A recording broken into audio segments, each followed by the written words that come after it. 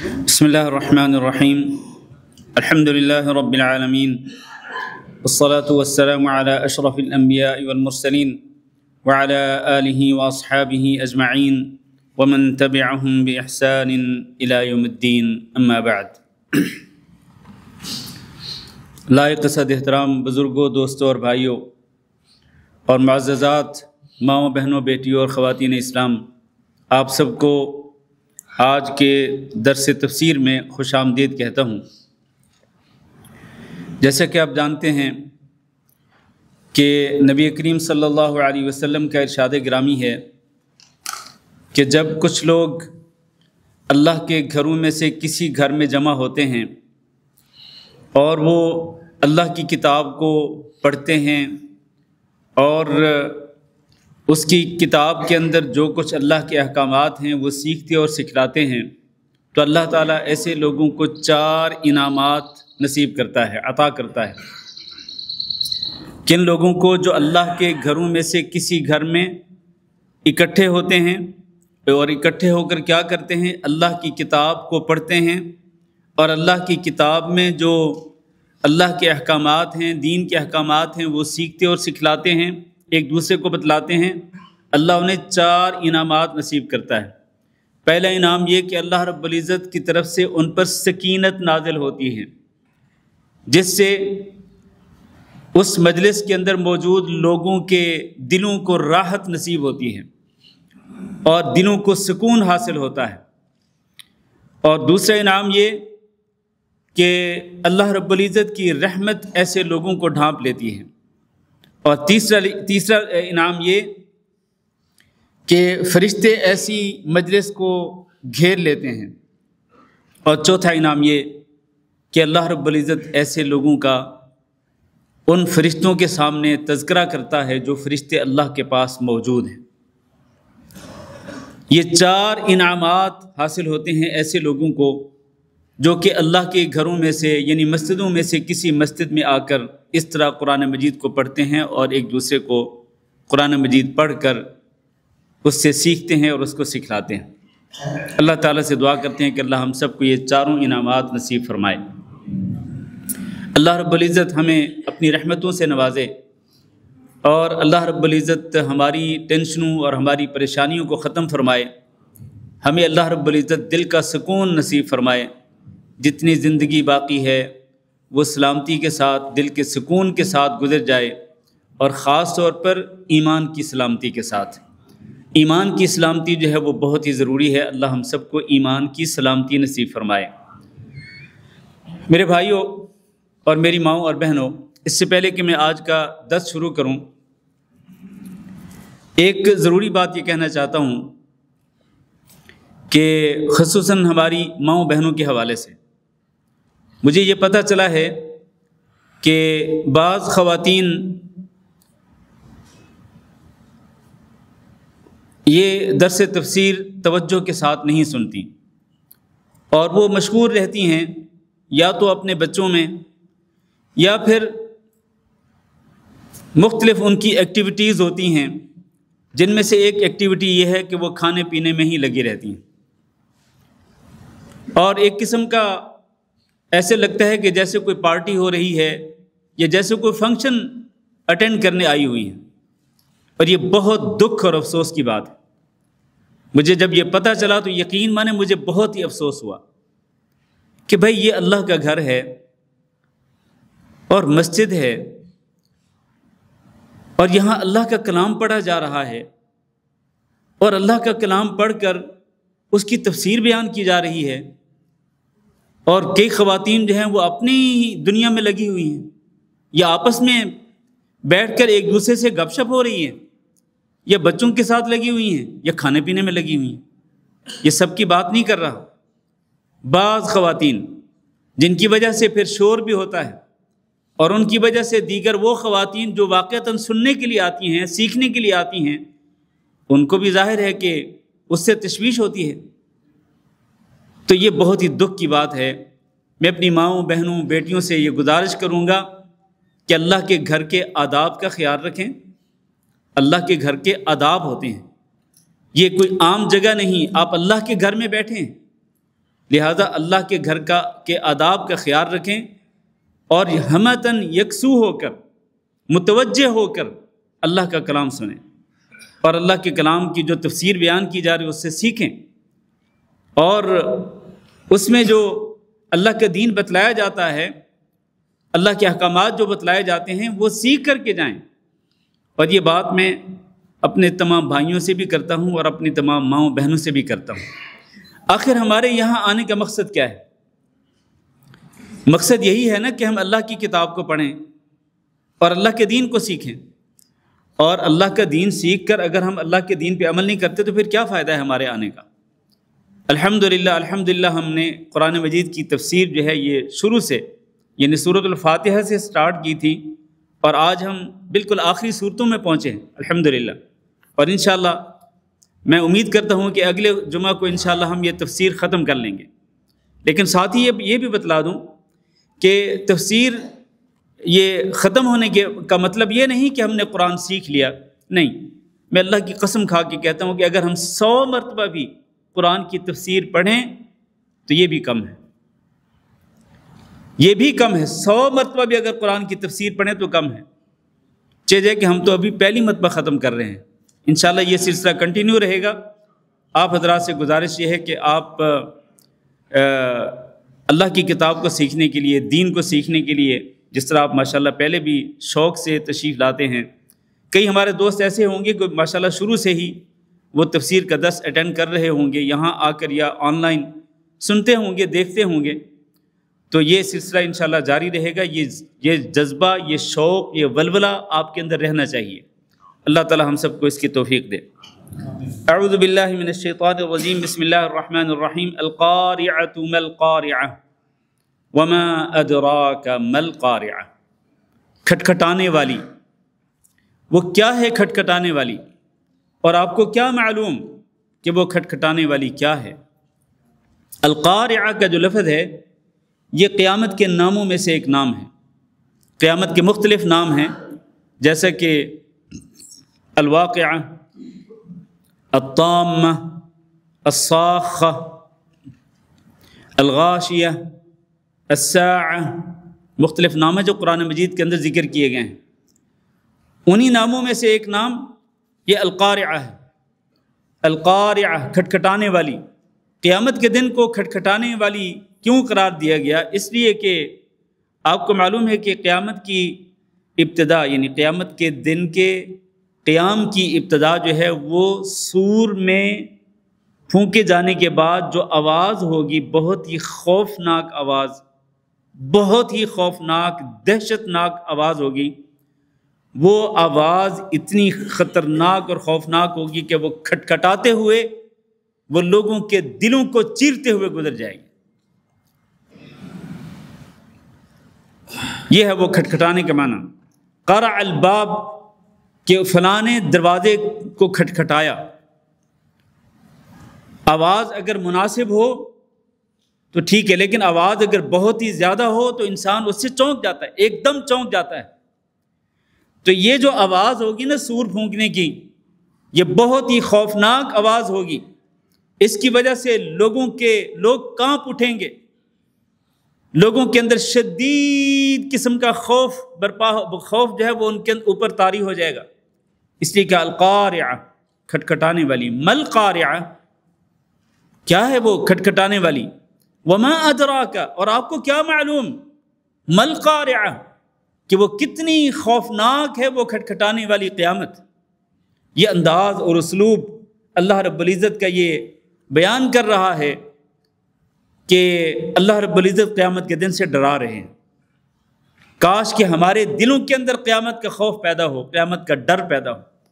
کھٹکھٹانے والی قیامت جو ہے، جس کی خوفناک آواز جو ہے وہ کانوں کو چیرتی ہوئی، دلوں کو چیرتی ہوئی گزر جائے گی۔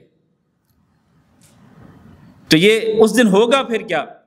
یوم یکون الناس کالفراش المبثوث۔ اس دن لوگ کیسے ہوں گے؟ الفراش المبثوث۔ آپ کو ہم پہلے بیان کر چکے ہیں کہ جو نفخہ ہے نا، سور کے اندر نفخہ پھونکا جانا، یہ دو مرتبہ ہونا ہے۔ پہلی مرتبہ ہوگا تو اس کے نتیجے میں ساری دنیا ختم ہو جائے گی، حتیٰ کہ زمین پہاڑوں کے ساتھ ٹکرا جائے گی۔ فحملت الارض والجبال فدکتا دکتا واحدہ، زمین کو اٹھایا جائے گا، پہاڑوں کو اٹھایا جائے گا اور ان سب کو ٹکرا دیا جائے گا، ٹکرا کے ان کو ریزہ ریزہ کر دیا جائے گا۔ یہ وہ نفخہ اولیٰ کے نتیجے میں۔ اور نفخہ ثانیہ جب ہوگا پھر سارے لوگ اٹھیں گے۔ جب اٹھیں گے تو اس وقت ان کی حالت کیا ہوگی؟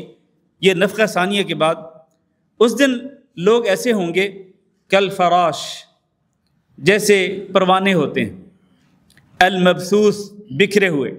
آپ نے کبھی غور کیا ہو، شمع جل رہی ہو، چراغ جل رہا ہو، یا جہاں پر بھی آگ ہوتی ہے وہاں پر یہ پروانے اکٹھے ہو جاتے ہیں، یہ پتنگے اکٹھے ہو جاتے ہیں، اور کوئی ادھر گر رہا ہے، کوئی ادھر گر رہا ہے، اور کوئی اس سے ٹکرا رہا ہے، کوئی اس سے ٹکرا رہا ہے، بکھرے ہوئے، پھیلے ہوئے ہوتے ہیں۔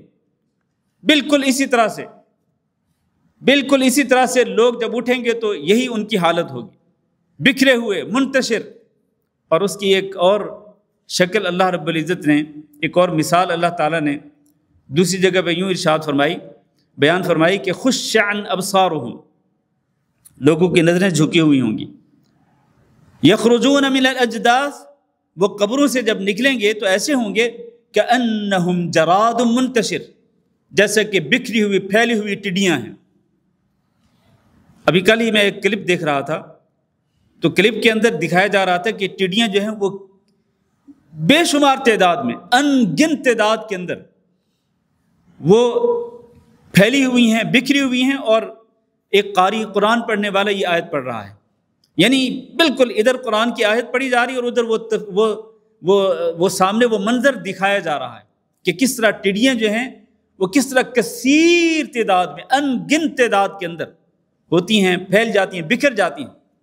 بالکل ایسے ہی انسان جب اپنی قبروں سے اٹھیں گے تو وہ ایسے ہی اٹھیں گے، کالفراش المبثوث، پھیلے ہوئے، منتشر پروانوں کی طرح۔ وتکون الجبال، اور پہاڑ کیسے ہوں گے؟ کالعہن المنفوش، رنگی ہوئی اون کی طرح۔ المنفوش، کئی رنگوں میں اون کی طرح جو کہ دھنی ہوئی ہوتی ہے، یعنی اس دن قیامت کے دن پہاڑ کیا ایسے ہو جائیں گے جیسے کپاس جب دھنی ہوئی ہو تو وہ چھوٹے چھوٹے ٹکڑوں کے اندر وہ اڑ رہی ہوتی ہے۔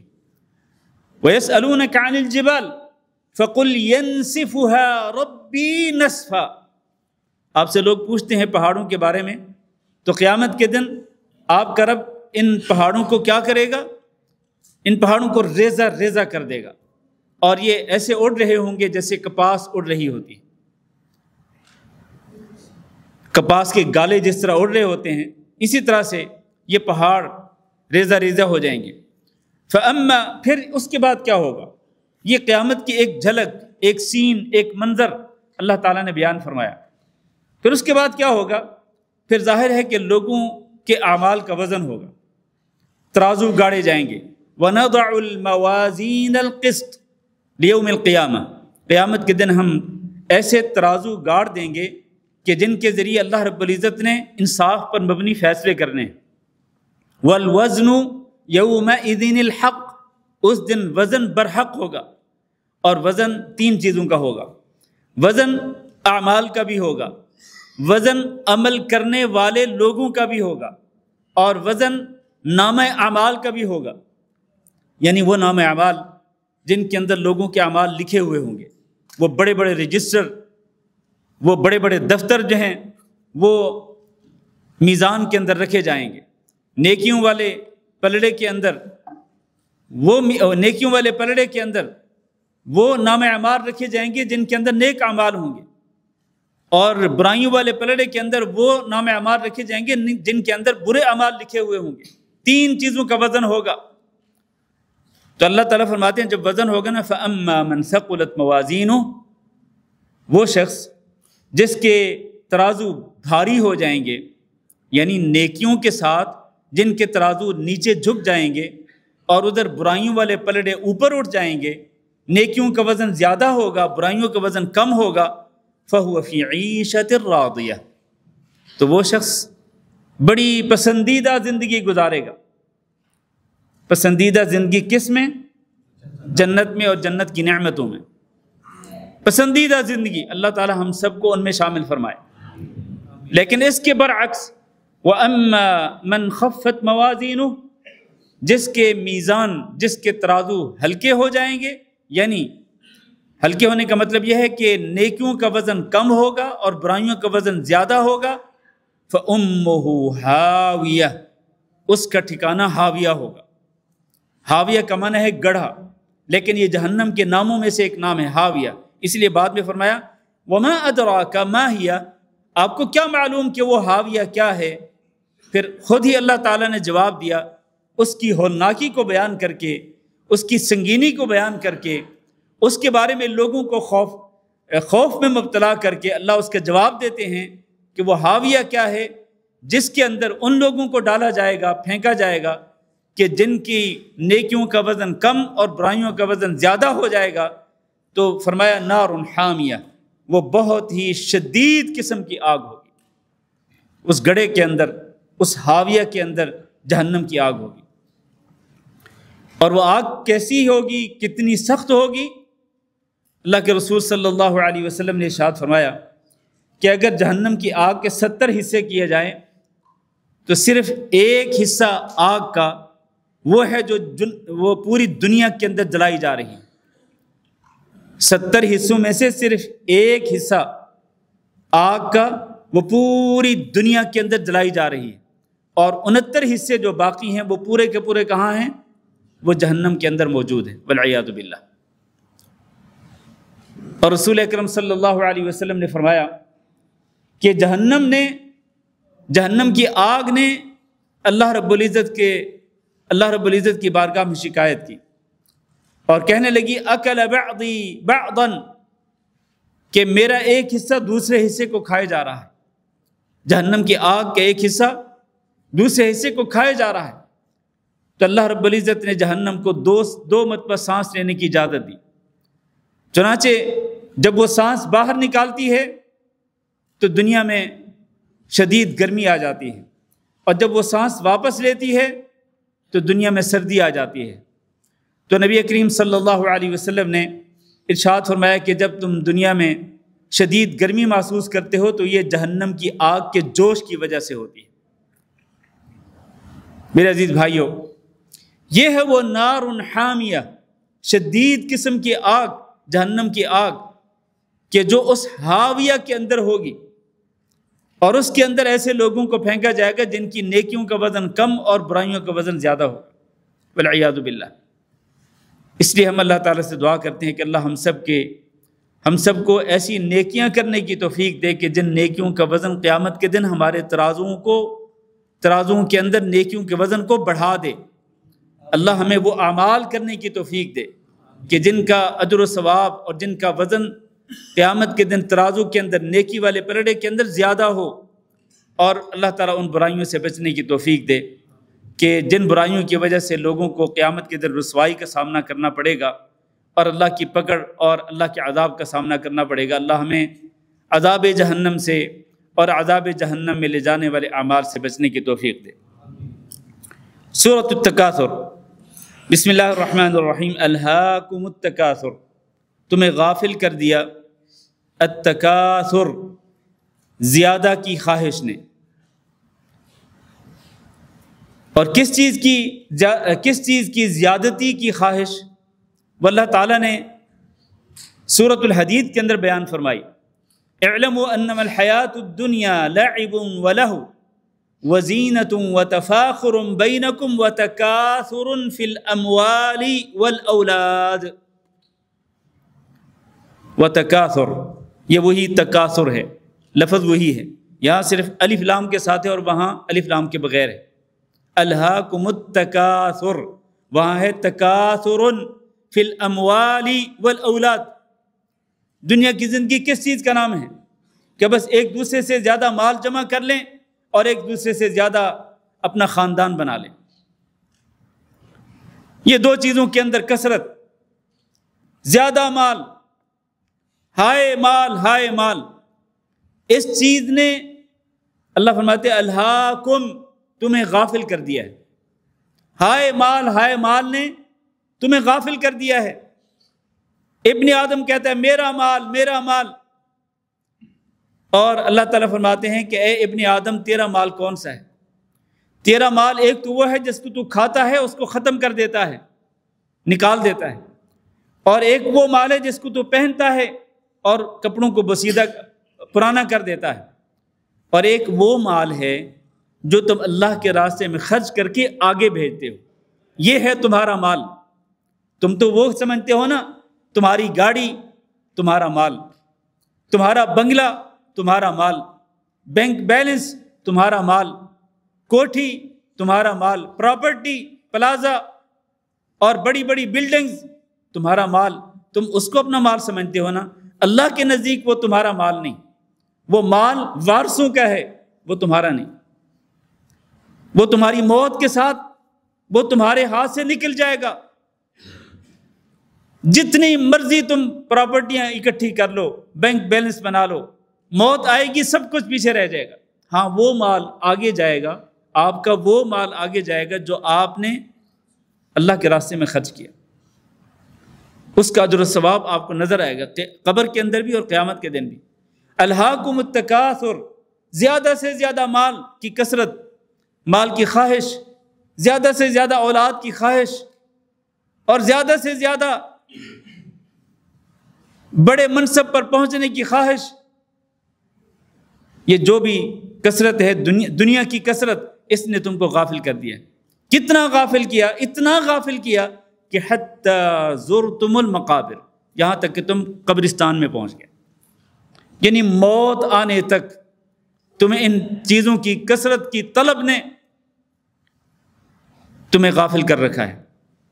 اللہ فرماتے ہیں کلا سوف تعلمون، ایسا ہرگز نہیں جیسا تم سمجھتے ہو، ایسا ہرگز نہیں ہے جیسا تم سمجھتے ہو کہ ہر چیز کی کثرت، ہر چیز کی کثرت، ہر چیز کے پیچھے پڑے ہو، ٹوٹ پڑتے ہو، نہ حلال کا فرق کرتے ہو نہ حرام کا فرق کرتے ہو، نہ پاکیزہ کا فرق کرتے ہو نہ ناپاک کا فرق کرتے ہو، ٹوٹ پڑتے ہو کہ یہ چیز مجھے ملنی چاہیے۔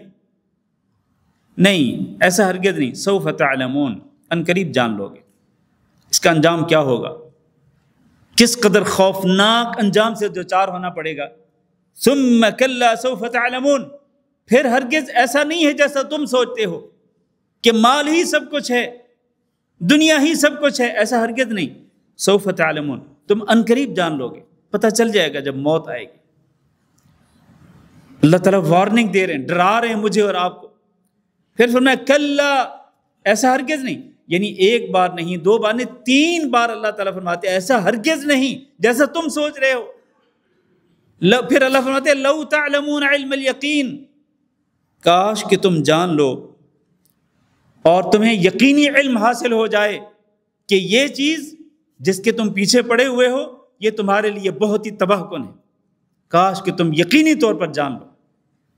ایک ہوتا ہے سنی سنائی بات اور ایک ہوتا ہے یقینی علم۔ جیسے ایک انسان کسی چیز کو اپنی آنکھوں کے سامنے دیکھ لیتا ہے تو اس کا انکار نہیں کر سکتا، آنکھوں کے سامنے دیکھ لیا، انکار نہیں کر سکتا، وہ یقینی چیز ہے۔ اور ایک سنی سنائی بات ہے، تو اللہ فرماتے ہیں کاش کہ تم جان لو۔ کیسا جاننا؟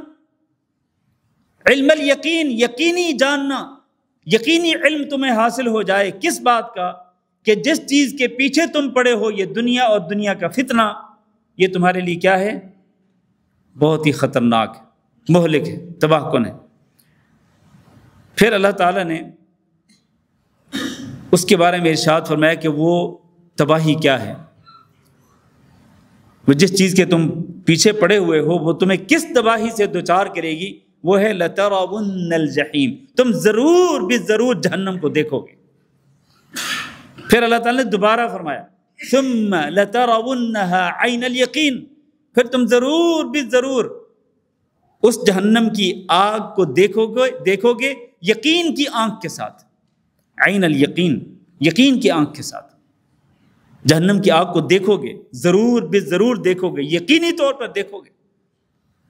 یہ اللہ تعالیٰ نے وعید دی ہے، دھمکی دی ہے اللہ رب العزت نے ایسے لوگوں کو جن کو مال کی کثرت اور زیادہ سے زیادہ مال بنانے کے چکر میں انسان حلال اور حرام کا فرق بھی بھول جائے، تو یہ وہ چیز ہے جس نے انسان کو غافل کر رکھا ہے۔ تو اس چیز نے یہ اس چیز کا جو مہلک اور تباہ کن انجام ہے وہ یہی ہے کہ تم عنقریب جہنم کو دیکھ لو گے۔ اور پھر اللہ فرماتے ثم لتسألن یومئذ عن النعیم، پھر اس دن یعنی قیامت کے دن تم سے ضرور بالضرور پوچھا جائے گا، کس کے بارے میں؟ عن النعیم، کس کے بارے میں؟ نعمتوں کے بارے میں۔ نعمتوں کے بارے میں تم سے ضرور پوچھا جائے گا۔ یہ آنکھوں کے بارے میں پوچھا جائے گا، کانوں کے بارے میں پوچھا جائے گا، زبان کے بارے میں پوچھا جائے گا، ہاتھوں اور پیروں کے بارے میں، دل اور دماغ کے بارے میں پوچھا جائے گا۔ ان نعمتوں کو تم نے اللہ کی اطاعت میں لگایا تھا یا پھر ان نعمتوں کو تم نے اللہ کی نافرمانی میں لگایا تھا؟ کل قیامت کے دن مجھ سے بھی اور آپ سے بھی سوال ہونے والا ہے۔ ان آنکھوں کے ذریعے کیا دیکھتے تھے، حلال یا حرام چیزوں کو؟ اور ان کانوں کے ذریعے کیا سنتے تھے، صرف حلال چیزوں کو یا حرام چیزوں کو بھی سنتے تھے؟ اسی طرح ایک ایک نعمت کے بارے میں پوچھا جائے گا۔ اور کیا ہم اللہ رب العزت کی نعمتوں کو شمار کر سکتے ہیں؟ کیا خیال ہے؟ سارے جواب دیں۔ اللہ کی نعمتوں کو شمار نہیں کر سکتے۔ تو جتنی اللہ رب العزت کی نعمتیں ہیں ان میں سے ہر نعمت کے بارے میں پوچھا جائے گا۔ حتیٰ کہ جب یہ آیت نازل ہوئی، حضرت زبیر بن عوام رضی اللہ تعالیٰ عنہ، یہ بہت بڑے جلیل القدر صحابی تھے جن کے ایک بیٹے تھے عبداللہ بن زبیر رضی اللہ تعالیٰ عنہ۔ تو الزبیر بن عوام رضی اللہ تعالیٰ عنہ جب یہ آیت نازل ہوئی نا تو کہنے لگے اللہ کے رسول کن نعمتوں کے بارے میں پوچھا جائے گا ہم سے، جبکہ آج ہماری حالت یہ ہے کہ ہم تو صرف اور صرف دو چیزوں پہ گزارا کر رہے ہیں، اور وہ ہیں اسودان، کھجور اور پانی پہ گزارا کر رہے ہیں۔ تو پھر کون سی نعمتیں ہیں جن کے بارے میں سوال کیا جائے گا؟ یعنی ہم کون سا کوئی خوشحال ہیں اور خوشحالی کے ساتھ زندگی بسر کر رہے ہیں؟ آخر کون سی نعمتیں ہیں جن کے بارے میں پوچھا جائے گا؟ یہی پانی اور یہ کھجور ہی تو ہے جن کے ساتھ ہم گزارا کرتے ہیں، اپنی زندگی بسر کر رہے ہیں۔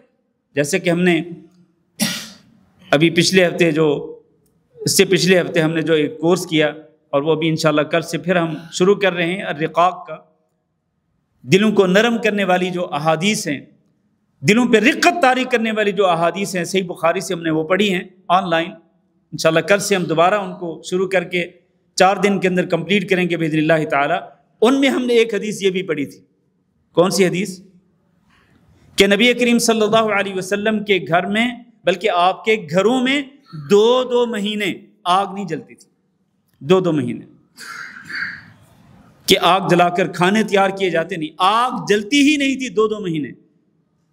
تو پوچھا کسی نے سیدہ عائشہ رضی اللہ تعالیٰ عنہ سے کہ پھر آپ گزارا کس طرح کرتے تھے؟ انہوں نے کہا ہم صرف یہ 2 چیزیں تھیں، پانی اور کھجور، بس ان پہ گزارا کرتے تھے۔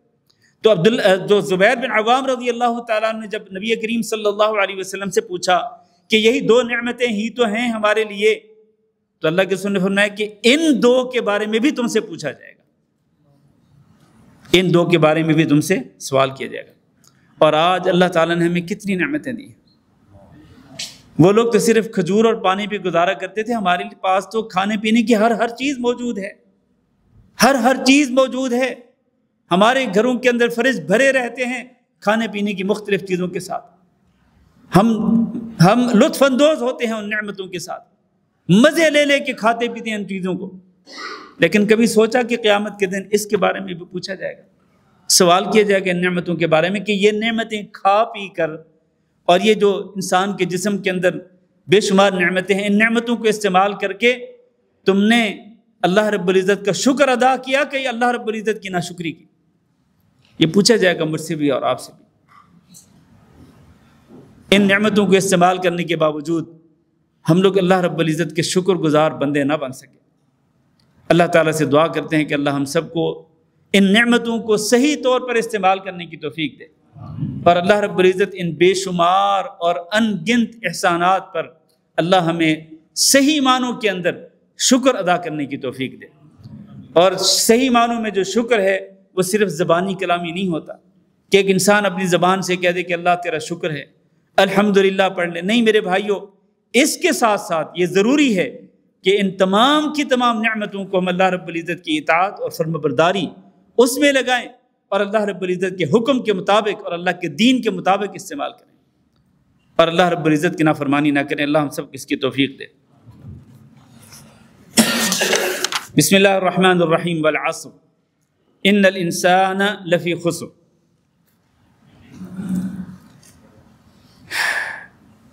عصر کی قسم، والعصر قسم ہے العصر کی۔ العصر سے مراد 3 معنی ہیں، ان کو ذرا اچھی طرح سمجھ لیں۔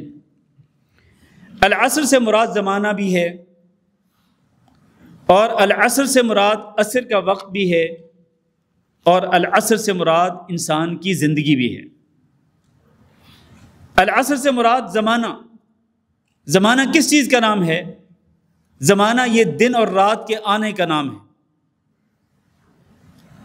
دن آتا ہے، رات چلی جاتی ہے، رات آتی ہے تو دن چلا جاتا ہے، اور پھر دن اور رات کا اللہ رب العزت نے بہت ہی عجیب و غریب نظام بنا رکھا ہے کہ کبھی دن چھوٹے اور راتیں لمبی، جس طرح کہ آج کل ہے، اور کبھی دن جو ہے وہ بڑے ہو جاتے ہیں، راتیں چھوٹی ہو جاتی ہیں، جیسے کہ موسم گرما میں ہوتا ہے۔ اور پھر یہ سورج اور یہ چاند، اور یہ سورج اور چاند کا آنا جانا، کہ چاند کس طرح سے شروع ہوتا ہے، کس طرح پھر کمپلیٹ ہوتا ہے، پھر اسی طرح کم ہوتا چلا جاتا ہے۔ یہ شمسی اور قمری نظام، یہ پورا جو اللہ رب العزت نے زمانے کو چلانے کا ایک سسٹم بنا رکھا ہے، اللہ نے اس زمانے کی قسم کھائی، اس لیے کہ یہ زمانہ اور یہ دن اور رات کا آنا جانا اور یہ پورا سسٹم، یہ اللہ رب العزت کی قدرت کا بہت بڑا شاہکار ہے۔ انسان سوچ بھی نہیں سکتا کہ یہ زمانہ اور زمانے کے یہ جو نظام ہے، یہ دن اور رات اور یہ جو اوقات کار ہیں، اللہ تعالیٰ نے کس دقت کے ساتھ، باریکی کے ساتھ اس نظام کو مرتب کیا ہے، اور کیسے اللہ تعالیٰ اس نظام کو چلا رہا ہے۔ کبھی ایسا نہیں ہوا کہ سورج جو ہے وہ کبھی اپنے ٹائم سے پہلے طلوع ہو جائے، کبھی اپنے ٹائم سے پہلے غروب ہو جائے، کبھی چاند اپنے ٹائم سے پہلے طلوع ہو، اپنے ٹائم سے پہلے غروب ہو۔ ایسا نہیں ہو سکتا۔ یہ نہیں ہو سکتا کہ دن کبھی اپنے ٹائم سے پہلے شروع ہو، رات اپنے ٹائم سے پہلے شروع ہو۔ یہ ایک باریک نظام ہے جو اللہ تعالیٰ پورا سال چلاتا ہے۔ یہ اللہ رب العزت کی قدرت کا شاہکار ہے، اس لیے اللہ رب العزت نے اس زمانے کی قسم کھائی۔ دوسرا معنی، اس سے مراد عصر کا ٹائم بھی ہے، کیونکہ عصر کا جو ٹائم ہوتا ہے یہ بہت ہی امپورٹنٹ ہے۔ جیسا کہ فجر کا وقت بہت ہی اہم ہے، اسی طرح عصر کا وقت اور عصر کی نماز بھی بہت ہی اہم ہے۔ حتیٰ کہ اللہ تعالیٰ نے قرآن مجید کے اندر ارشاد فرمایا کہ حافظوا علی الصلوات والصلاة الوسطی، تم ساری نمازوں کی حفاظت کرو لیکن خاص طور پر درمیان والی نماز کی حفاظت کرو۔ اور اس سے مراد کون سی نماز ہے؟ عصر کی نماز ہے۔ اور اللہ کے نبی صلی اللہ علیہ وسلم نے فرمایا کہ جس شخص کی عصر کی نماز فوت ہو جاتی ہے وہ ایسے ہے جیسے کہ اس سے اس کے اہل و عیال بھی چھین لیے گئے ہوں، اور اس کی پوری اس کی جو پراپرٹی ہے، پورے اس کے پاس جو اس کا بینک بیلنس ہے، تمام کی تمام دولت اس سے چھین لی گئی۔ یعنی وہ بندہ، آپ تصور کریں کہ جو بندہ سفر پہ گیا ہو، واپس آئے اور واپس آ کے دیکھے کہ اس کا پورا گھر جو ہے وہ جل کر راکھ بن چکا ہے، اس کی پوری پراپرٹی ختم ہو چکی ہے، اور پلس اس کے جو اہل و عیال تھے وہ بھی جل کر راکھ ہو گئے۔ آپ تصور کر سکتے ہیں کہ وہ بندہ جب آئے گا اور جب اپنے جلے ہوئے گھر کو دیکھے گا اور دیکھے گا کہ اس کے تمام گھر والے جو ہیں وہ بھی جل کر راکھ ہو گئے، اس کی حالت کیا ہوگی؟ وہ کس قدر غم اور صدمے کے اندر مبتلا ہوگا، کتنا بڑا خسارہ ہوگا اس انسان کا۔ اتنا ہی خسارہ اس انسان کا ہوتا ہے جو صرف ایک دن عصر کی نماز کو چھوڑتا ہے، صرف ایک دن، چاہے جائے کہ وہ ریگولر کئی دن، کئی ہفتے، کئی مہینے وہ عصر کی نماز کو چھوڑتا ہو، اس کا خسارہ کتنا ہوگا انسان سوچ بھی نہیں سکتا۔ والعصر، اللہ رب العزت نے عصر کی اور عصر کی نماز کی قسم کھائی۔ اور تیسری مراد یہ ہے کہ اس سے مراد وقت ہے۔ وقت کون سا وقت؟ جو میں اور آپ گزار رہے ہیں، اس وقت جو ہمارا ٹائم گزر رہا ہے، اللہ نے اس وقت کی قسم کھائی ہے، کیونکہ یہ جو وقت ہے نا میرے بھائیوں، اس کو آپ یوں سمجھ لیں کہ یہ ہمارا کیپٹل ہے۔ جس طرح ایک انسان اپنے کیپٹل کو بچا کے رکھتا ہے کہ میرا کیپٹل کم نہ ہو، چاہے پروفٹ زیادہ نہ ہو لیکن کم از کم میرا جو رأس المال ہے وہ محفوظ رہے۔ ایسے ہی ہوتا نا میرے بھائیوں، جواب نہیں آ رہا؟ بہت مشکل سوال تو نہیں کیا تھا میں نے. تو انسان اپنے کیپٹل کو، اپنے رأس المال کو سنبھال کے رکھتا ہے. ہمارا رأس المال کیا ہے میرے بھائیوں؟ آپ توجہ کریں کہ ہمارا رأس المال اور ہمارا جو کیپٹل ہے وہ یہ گزرتا ہوا لمحہ ہے. میری اور آپ کی زندگی کا یہ گزرتا ہوا لمحہ جو ہے، ایک ایک لمحہ ہمارا کیپٹل ہے. اور آپ جانتے ہیں نا کہ یہ جو انسان کی زندگی، ہر گزرتے لمحے کے ساتھ ہم اپنی موت کی طرف بڑھ رہے ہیں. یعنی یہ ہمارا جو کیپٹل ہے یہ ختم ہوتا چلا جا رہا ہے. ہمارا یہ کیپٹل، ہمارا یہ رأس المال ہمارے ہاتھوں سے نکلتا چلا جا رہا ہے. تو اللہ تعالیٰ نے اس وقت کی قسم کھائی، وقت کی، کیونکہ یہ انسان کا سب سے بڑا کیپٹل اور سب سے بڑا سرمایہ ہے. اس سے بڑا سرمایہ کوئی نہیں ہو سکتا. یقین مانے انسان کا سب سے قیمتی سرمایہ وہ اس کا گزرتا ہوا لمحہ ہے، وہ وقت ہے، وہ ٹائم ہے جس کو وہ گزار رہا ہے. اس لیے اللہ تعالیٰ نے اس کی قسم کھائی تاکہ انسان کو اندازہ ہو کہ میرے اس وقت کی، میرے اس قیمتی لمحات کی اور گزرتے ہوئے جو سیکنڈز اور گھنٹے اور دن ہیں ان کی کتنی ویلیو ہے، کہ میں ان کو غنیمت سمجھ کر موت آنے سے پہلے میں اس کیپٹل کو بچا لوں اور اس کو میں اس طرح صرف کروں کہ اس کی قیمت جو ہے وہ بڑھتی چلی جائے. اگرچہ یہ کم ہوتا چلا جاتا ہے ہر گزرتے لمحے کے ساتھ، لیکن اگر ہم اسی کیپٹل کو اگر ہم صحیح معنوں میں استعمال کریں گے اللہ کی اطاعت اور اللہ کی فرما برداری کے اندر، تو پھر ہر گزرتا لمحہ ہمارے لیے قیمتی بنتا چلا جائے گا اور اس کے اندر پھر پروفٹ ہی پروفٹ ہو. لیکن اگر ہم اس کیپٹل کو ہم ضائع کرتے ہیں اور اس کی پرواہ نہیں کرتے، منٹ ہی نہیں کئی گھنٹے ہمارے ضائع اور برباد ہو جاتے ہیں اللہ کی نافرمانیوں کے اندر، پھر کتنا بڑا خسارہ ہے. اللہ نے اس کے بعد فرمایا قسم کھا کر کہ ان الانسان لفی خسر، کہ بے شک انسان یقینی طور پر خسارے کے اندر ہے جب وہ اپنے کیپٹل کو نہیں صحیح طور پر استعمال نہیں کرے گا. جس طرح کہ ایک بزنس مین ہوتا ہے نا، وہ اپنا ایک رأس المال، ایک سرمایہ لگاتا ہے اپنے بزنس کے اندر. تو بزنس کے اندر پروفٹ اور خسارہ کیا ہوتا ہے، نفع نقصان کیا ہوتا ہے؟ یہ ہوتا ہے کہ اگر اس کا کیپٹل محفوظ رہے پلس اس کو اور بھی آمدنی ہوتی رہے تو سمجھتا ہے کہ مجھے پروفٹ مل رہا ہے، مجھے نفع حاصل ہو رہا ہے.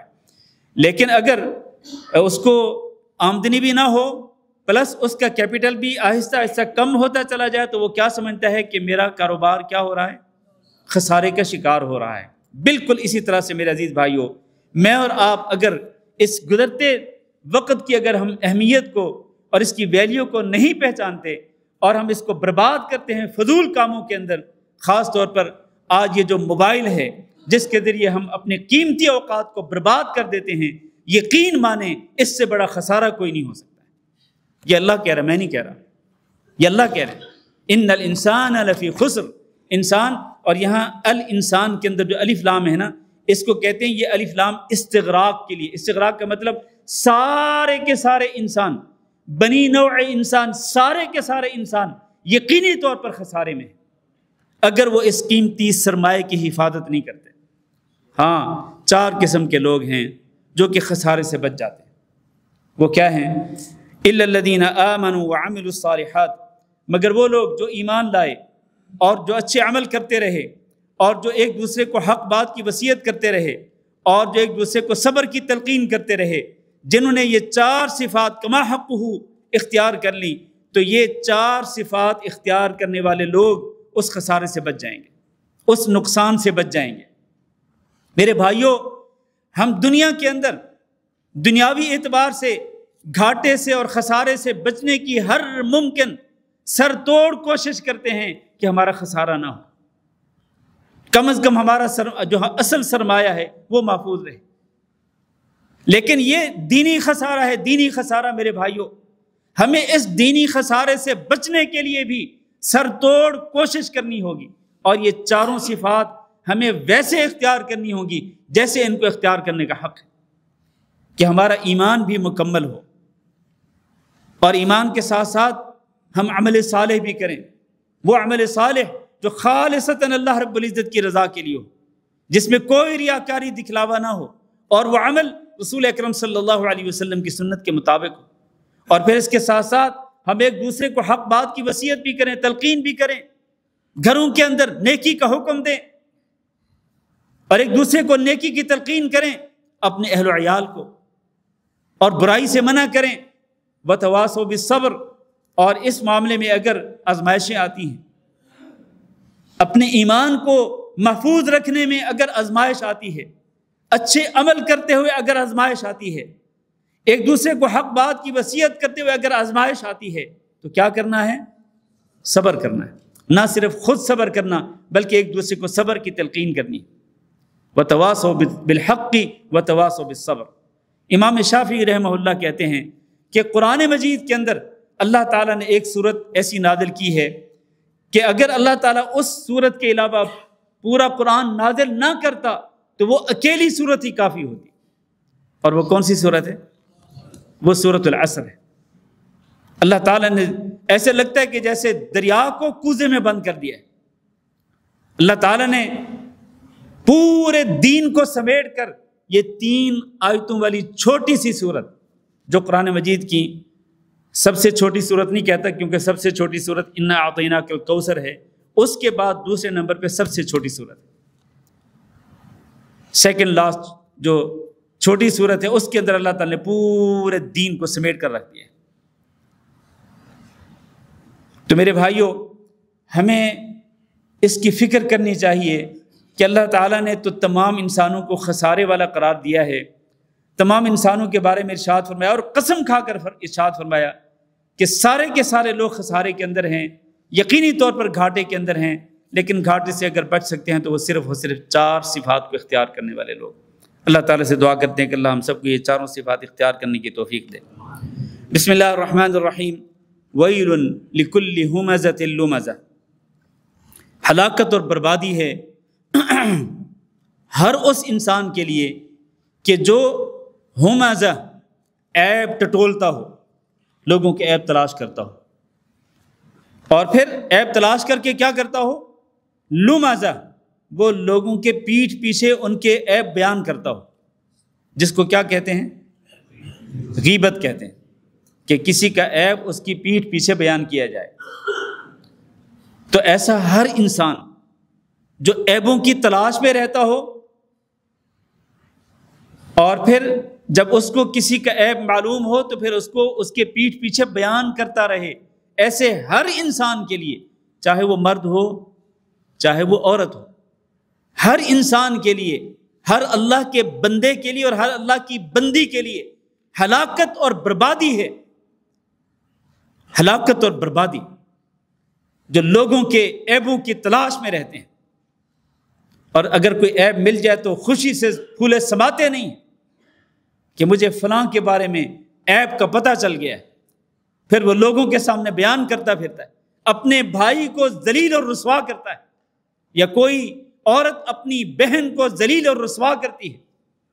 عیبوں کی تلاش کرتے کرتے عیب مل جائیں تو پھر ان کو دوسروں کے سامنے بیان کرنا، اسی کو اللہ تعالیٰ نے غیبت قرار دیا ہے۔ اور یہ غیبت کتنا بڑا گناہ ہے، فرمایا کہ وَلَا يَغْتَبْ بَعْضُكُمْ بَعْضًا أَيُحِبُّ أَحَدُكُمْ أَن يَأْكُلَ لَحْمَ أَخِيهِ مَيْتًا فَكَرِهْتُمُوهُ۔ کیا تم میں سے کسی کو یہ بات پسند ہے کہ وہ اپنے مردہ بھائی کا گوشت کاٹ کے کھائے؟ فَكَرِهْتُمُوهُ، تمہیں یہ چیز ناپسند ہوگی کہ اپنے مردہ بھائی کے گوشت کو کاٹ کے کھاؤ۔ جس قدر یہ عمل ناپسند ہے اسی قدر یہ بھی ناپسند ہونا چاہیے کہ تم کسی کا عیب کسی کے پیٹھ پیچھے تم لوگوں کے سامنے بیان کرو۔ غیبت کا عمل جو ہے وہ اسی طرح ناپسند ہونا چاہیے، اور جتنا بڑا گناہ، سنگین گناہ مردہ بھائی کے گوشت کو کاٹ کر کھانا ہے، اتنا ہی بڑا گناہ اس کا ہے جو لوگوں کے عیب بیان کرتا ہے۔ اور ذرا عیب بیان کرنے سے پہلے سوچ لینا چاہیے کہ میں کس بیس پہ، کس بنیاد پہ میں لوگوں کے عیب ڈھونڈتا ہوں اور لوگوں کے عیب بیان کرتا ہوں، کس بیس پہ؟ اس سے پہلے ذرا اپنے گریبان میں جھانک کے دیکھ لے، ذرا ہر انسان، میں بھی اور آپ بھی، ہر انسان اپنے گریبان میں جھانک کے دیکھ لے میرے اندر اور آپ کے اندر کتنے عیب ہیں۔ اس سے پہلے کہ آپ دوسروں کے عیب ڈھونڈیں، پہلے اپنے عیب تو دیکھ لیں وہ اپنے عیبوں کو تو دیکھ لو، دوسروں کے عیب ڈھونڈتے ہو، تلاش میں رہتے ہو اور پھر بیان کرتے ہو۔ اللہ انہی کے بارے میں فرما رہے ہیں ویل ویل، ہلاکت اور بربادی ہے ہر اس انسان کے لیے جو عیبوں کو تلاش کرتا ہے اور بیان کرتا ہے۔ اور پھر چونکہ یہ لوگوں کے عیب بیان کرتا ہے، ڈھونڈتا ہے، بیان کرتا ہے، ڈھونڈتا ہے، بیان کرتا ہے اور تانے دیتا ہے، تان اندازی کرتا ہے، تو اس کے اندر ایک صفت پیدا ہو جاتی ہے، اور وہ ہے صفت کنجوسی کی، بخل کی، لالچ کی۔ چنانچہ الذی جمع مالا وعددہ، جو مال کو جمع کرتا ہے اور پھر اس کو گن گن کے رکھتا ہے۔ کیا مال کو جمع کرنا اور گن گن کے رکھنا یہ برا عمل ہے؟ نہیں، یہ جائز ہے، یہ کوئی حرج نہیں۔ انسان جائز طریقے سے، حلال طریقے سے مال کمائے اور اس کو گن کے رکھے، کوئی حرج نہیں۔ اپنا حساب انسان رکھنا چاہے کہ آج میرے پاس اتنے ہیں اور مہینے کے آخر میں اتنے ہیں اور اتنے خرچے ہو رہے ہیں، حساب و کتاب رکھنا کوئی بری بات نہیں ہے میرے بھائیوں۔ لیکن اس سے مراد وہ انسان ہے کہ جو مال لیتا رہے، جمع کرتا رہے اور گن گن کے رکھتا رہے، لیکن اس کو خرچ نہ کرے، اللہ کے راستے میں خرچ نہ کرے، حتیٰ کہ وہ اپنی ذات پہ بھی خرچ نہ کرے، حتیٰ کہ اپنی بیوی بچوں پہ بھی خرچ نہ کرے، حتیٰ کہ اپنے والدین پہ بھی خرچ نہ کرے، اپنے قریبی رشتہ داروں پہ بھی خرچ نہ کرے، یتیموں، مسکینوں اور فقیروں پر بھی خرچ نہ کرے۔ جو انسان اس طرح مال جمع کرتا رہتا ہے، بینک بیلنس بڑھاتا رہتا ہے لیکن خرچ کرنے کی طرف نہیں آتا، ایسے انسان کے لیے ہلاکت اور بربادی۔ اور پھر یہ کیا سمجھتا ہے؟ یحسب، وہ یہ گمان کرتا ہے، ان مالہ اخلدہ، کہ یہی اس کا مال ہی تو ہے جو اس کو ہمیشہ زندہ رکھے گا۔ مال ہی نے تو اس کو ہمیشہ زندہ رکھنا، مال ہے تو سب کچھ ہے، مال نہیں ہے تو کچھ بھی نہیں۔ انسان یہ گمان کرتا ہے کہ ہمیشہ زندہ رہنے کا وسیلہ اور ذریعہ کیا ہے؟ یہی مال۔ چنانچہ اللہ فرماتے کلا، یہ مال کسی انسان کو ہمیشہ زندہ نہیں رکھے گا، آخرکار موت آنی ہے۔ اور پھر کیا ہوگا؟ لَيُنبَذَنَّ فِي الْحُطَمَةِ، یہ بخیل، یہ کنجوس جو مال جمع کر کے رکھتا تھا اور اللہ کے راستے میں خرچ نہیں کرتا تھا، اور جو اس طرح عیب ڈھونڈتا تھا اور عیب بیان کرتا تھا، لَيُنبَذَنَّ فِي الْحُطَمَةِ، ضرور بالضرور اس کو الحطمہ کے اندر پھینکا جائے گا۔ اور پھر فرمایا وَمَا أَدْرَاكَ مَا الْحُطَمَةِ، یہ الحطمہ بھی جہنم کے ناموں میں سے ایک نام ہے۔ فرمایا آپ کو کیا معلوم کہ الحطمہ کیا ہے؟ پھر اس کا جواب دیا اللہ تعالیٰ نے خود کہ نار اللہ، وہ اللہ کی آگ ہے، الموقدہ، جلائی ہوئی، کتنی سنگین ہوگی، کتنی خطرناک ہوگی، التی تطلع علی الافئدہ، جو دلوں پر چڑھتی چلی جائے گی۔ دنیا کے اندر اگر اللہ نہ کرے کسی کو آگ لگے تو وہ آگ دل تک پہنچنے سے پہلے وہ بندہ مر جاتا ہے، دل تک پہنچنے سے پہلے اس کی موت واقع ہو جاتی ہے، اس کی ڈیتھ ہو جاتی ہے۔ لیکن جہنم کی آگ جو ہے، یہ جہنم کے اندر جن لوگوں کو پھینکا جائے گا تو یہ ان کے دلوں پہ چڑھ جائے گی، لیکن پھر بھی ان پہ موت نہیں آئے گی۔ اللہ اکبر، کتنی سنگین اور کتنی خطرناک آگ ہے وہ جہنم کی آگ۔ فرمایا انہا علیہم مؤصدہ، اس آگ کو یعنی جہنم کی آگ کو چاروں طرف سے بند کر دیا جائے گا، کوئی کھڑکی نہیں ہوگی، کوئی دروازہ نہیں ہوگا کہ جس سے جہنم والے نکل کے بھاگ جائیں اپنی جان چھڑا کے، نہیں، نکلنے کا کوئی راستہ نہیں ہوگا، تمام کے تمام راستے بند کر دیے جائیں گے۔ فی عمد ممددہ، نہ صرف راستے بند کر دیے جائیں گے بلکہ لمبے لمبے ستون ہوں گے، لمبے لمبے ستون، اور ان ستونوں کے ساتھ ان کو باندھ دیا جائے گا، زنجیروں کے اندر جکڑ کر ان جہنمیوں کو پھر باندھ دیا جائے گا ان بڑے بڑے ستونوں کے ساتھ، لمبے لمبے ستونوں کے ساتھ، والعیاذ باللہ۔ اللہ تعالیٰ سے دعا کرتے ہیں کہ اللہ ہم سب کو جہنم سے اپنی پناہ میں رکھے، ہمیں بھی، ہمارے والدین کو بھی، ہمارے بیوی بچوں کو بھی، ہمارے بہن بھائیوں کو، سب کو اللہ تعالیٰ اپنی پناہ میں رکھے۔ اور اللہ تعالیٰ یہ جو گناہ جن کا ذکر کیا گیا جہاں پر اس صورت کے اندر، جو جہنم میں لے جانے والے ہیں، جہنم کے اندر پہنچانے کا ذریعہ ہیں، اللہ ہمیں ایسے تمام گناہوں سے بچنے کی توفیق دے۔ بسم اللہ الرحمن الرحیم۔ الم تر کیف فعل ربک باصحاب الفیل، کیا آپ نے دیکھا نہیں کہ کیسے کیا تیرے رب نے اصحاب الفیل کے ساتھ، فیل والے جو لوگ تھے ان کے ساتھ اللہ تعالیٰ نے کیا سلوک کیا؟ کیا آپ نے دیکھا نہیں؟ دیکھنے سے مراد یہ ہے کہ کیا آپ جانتے نہیں؟ کیونکہ جب یہ واقعہ پیش آیا تھا تو تب نبی کریم صلی اللہ علیہ وسلم ابھی پیدا بھی نہیں ہوئے تھے، لیکن اسی سال نبی صلی اللہ علیہ وسلم کی پیدائش مبارک ہوئی جس سال یہ اصحاب الفیل کا واقعہ پیش آیا تھا، نبی صلی اللہ علیہ وسلم کی پیدائش سے پہلے۔ اور اس کی وجہ آپ سب جانتے ہیں کہ یہ اصحاب الفیل کون تھے؟ وہ یمن کے اندر یمن کا جو گورنر تھا جس کا نام ابرہہ تھا، اور وہ نصرانی تھا، کرسچن تھا، اس نے وہاں پر ایک بہت بڑا عالی شان گرجا گھر بنایا تھا تاکہ لوگ خانہ کعبہ کو، بیت اللہ کو چھوڑ کر وہ یہاں صنعاء کے اندر یمن میں آ کر وہ اس گرجا گھر کے اندر آ کے اللہ کی عبادت کریں۔ ظاہر ہے کہ مکہ والوں کی یہ بات بہت بری گزری۔ کہا جاتا ہے، روایات میں ہے، چونکہ یہ پہلے کا واقعہ ہے اس لیے کوئی مستند روایت نہیں، لیکن کہا جاتا ہے کہ کسی بندے نے جا کر اس گرجا گھر کے اندر غلاظت کر دی، اس کو ناپاک کر دیا، جس کے نتیجے میں ابرہہ کو غصہ آیا اور وہ ایک بڑی فوج لے کر کے آیا، طاقتور فوج جس کے اندر ہاتھی بھی تھے۔ جب وہ وادی محصر میں پہنچا جو کہ مزدلفہ اور مینا کے درمیان ہے، یعنی مزدلفہ سے اگر نکلیں مینا کی طرف آئیں تو راستے میں یہ وادی محصر آتی ہے، وہاں پر جب یہ لشکر موجود تھا تو اللہ رب العزت نے یہ پرندوں کے جھنڈ جو ہے وہ بھیج دیے، غول بھیج دیے اللہ تعالیٰ نے، جن کی چونچوں اور جن کے پنجوں کے اندر پتھروں کی کنکریاں تھیں، تو اللہ تعالیٰ نے ان کنکروں کے ذریعے اللہ نے اس فوج کو ہلاک اور برباد کر دیا تھا۔ اللہ فرماتے ہیں آپ نے دیکھا نہیں، آپ جانتے نہیں۔ اصل میں یہ واقعہ جو ہے اتنا مشہور تھا کہ سارے لوگ جانتے تھے، تو اللہ تعالیٰ فرما رہے آپ جانتے نہیں کہ اللہ رب العزت نے اصحاب الفیل کے ساتھ کیا سلوک کیا تھا۔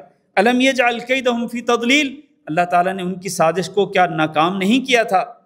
جب وہ خانہ کعبہ کو گرانے کے لیے آ رہے تھے اور ایک لشکر جرار کے ساتھ آ رہے تھے اور ہاتھیوں کی فوج لے کے آ رہے تھے، کیا اللہ رب العزت نے ان کی سازش کو خاک میں نہیں ملا دیا، اس کو ناکام نہیں بنا دیا؟ وَأَرْسَلَ عَلَيْهِمْ طَيْرًا أَبَابِيلَ، اور اللہ تعالیٰ نے ان پر پرندوں کے غول در غول، گروہ در گروہ بھیج دیے۔ ابابیل یہ پرندوں کا نام نہیں ہے جیسا کہ لوگ سمجھتے ہیں کہ وہ ابابیل نامی پرندے آئے تھے، کوئی نام نہیں تھا پرندوں کا، بلکہ وہ پرندے اللہ تعالیٰ نے وہ سمندر کی طرف سے بھیجے تھے، جن کی چونچوں میں یا جن کے پنجوں کے اندر وہ کنکریاں تھیں۔ وہ کنکریاں کون سی؟ فرمایا ترمیہم بحجارۃ من سجیل، وہ پرندے جو ہیں وہ ان کے اوپر پتھروں کی بارش کر رہے تھے، من سجیل جو پکی ہوئی مٹی، جس کو آگ کے اندر پکایا جاتا ہے، پکی ہوئی مٹی سے بنے ہوئے جو کنکر تھے، نوکدار کنکر جو تھے، پرندوں نے ان کنکروں کو پھینکا، جس کا نتیجہ کیا ہوا؟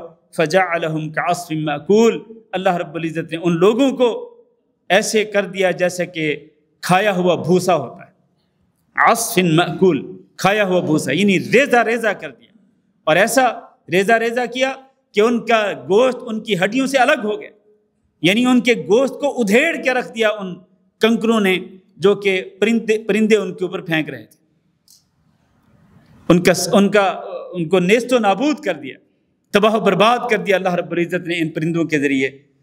تو یہ وہ لوگ تھے جو کہ خانہ کعبہ کو نقصان پہنچانے کی خاطر آئے تھے۔ عبد المطلب جو نبی صلی اللہ علیہ وسلم کے چچا تھے، تو ابرہہ نے وہاں پر پہنچ کر عبد المطلب کے اونٹوں پر قبضہ کر لیا تھا۔ میں نے کیا کہا ہے؟ ہاں، دادا، نبی صلی اللہ علیہ وسلم کے دادا۔ تو عبد المطلب گئے اس ابرہہ کے پاس اپنے اونٹوں کی واپسی کا مطالبہ کرنے کے لیے۔ ابرہہ کہنے لگا کہ میں تو خانہ کعبہ کو گرانے کے لیے آیا ہوں اور تم اونٹوں کی فکر میں آئے ہو، اپنے اونٹوں کو چھڑانے کے لیے آئے ہو۔ تو عبد المطلب نے کیا جواب دیا تھا؟ کہا تھا کہ میں تو انہی اونٹوں کا مالک ہوں، ظاہر ہے میں جس چیز کا مالک ہوں میں اسی کی واپسی کا مطالبہ کروں گا۔ جہاں تک خانہ کعبہ کا تعلق ہے تو خانہ کعبہ کا بھی ایک رب ہے جو اس خانہ کعبہ کو بچا لے گا۔ چنانچہ اللہ رب العزت نے خانہ کعبہ کو بچایا، اور جو اس کو نقصان پہنچانا چاہتے تھے اللہ رب العزت نے ان کو نیست و نابود کر دیا۔ اللہ نے یہ صورت کیوں نازل فرمائی؟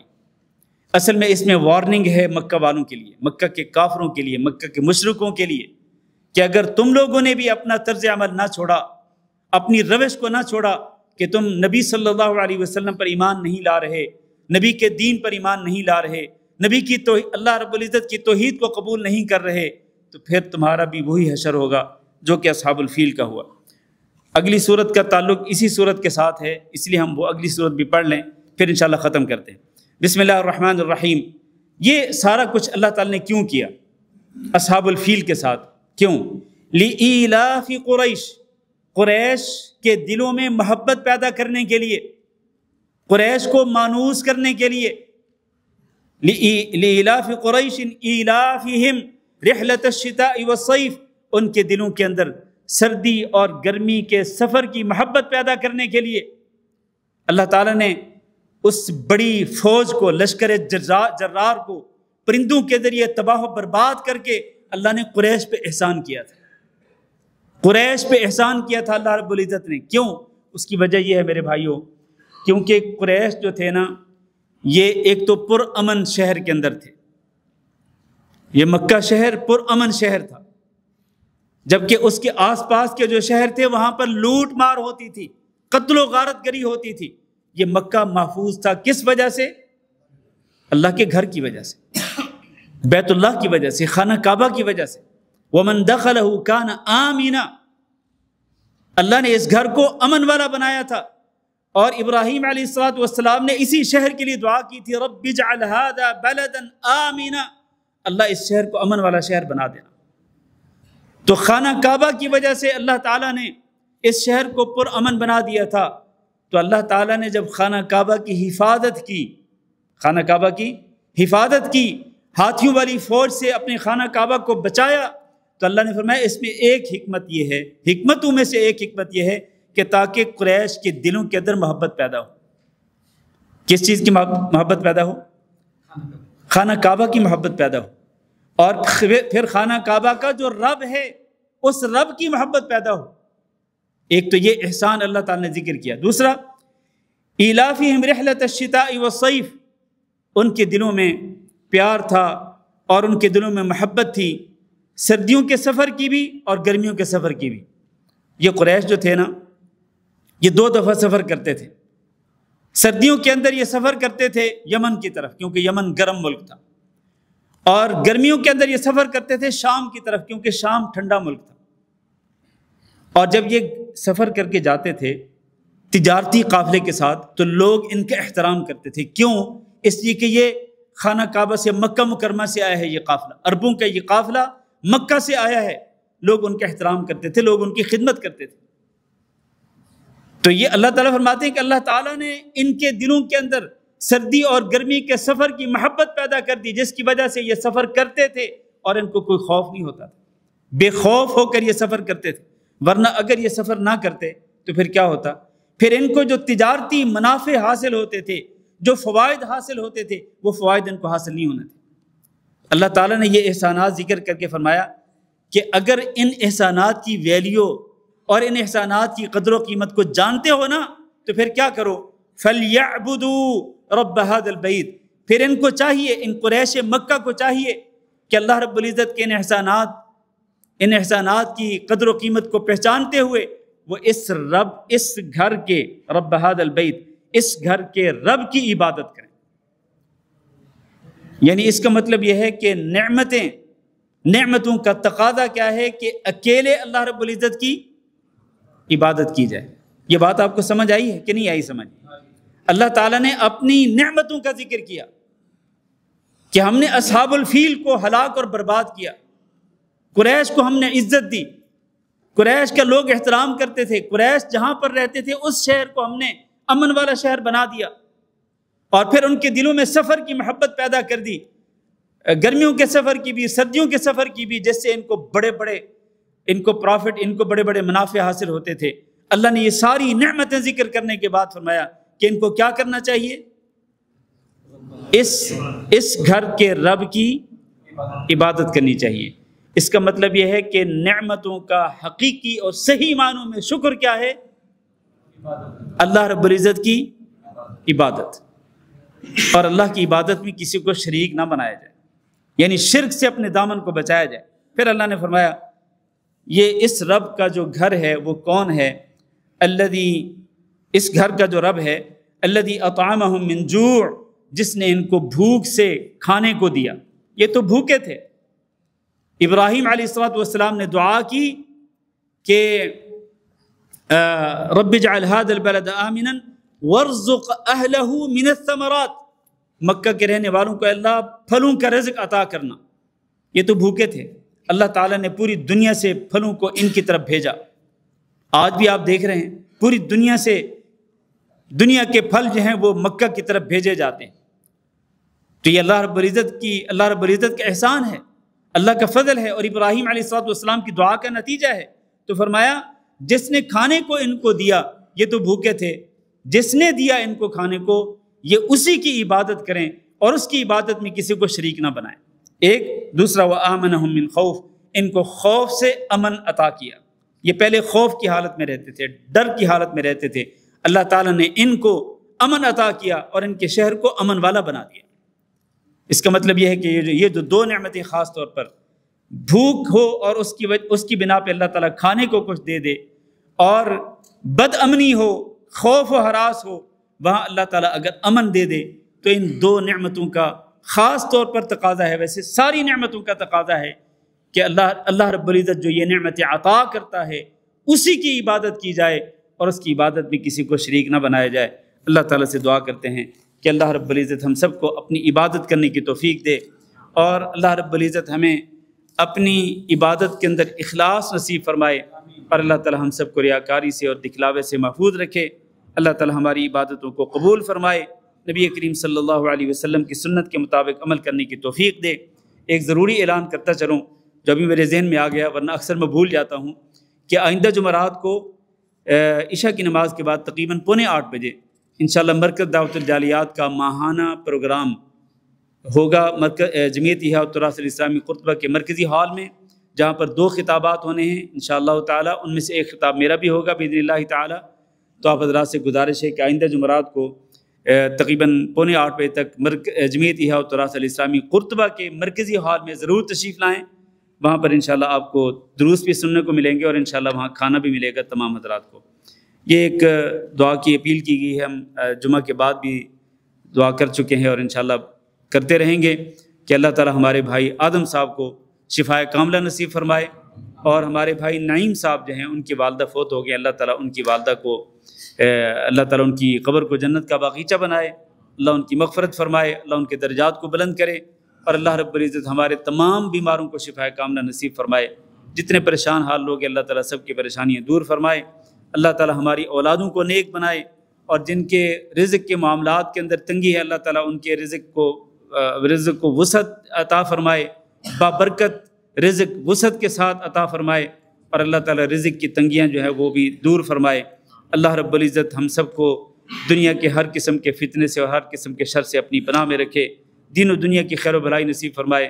وصلی اللہ وسلم علی نبینا محمد وعلی آلہ واصحابہ اجمعین، والسلام علیکم ورحمۃ اللہ وبرکاتہ۔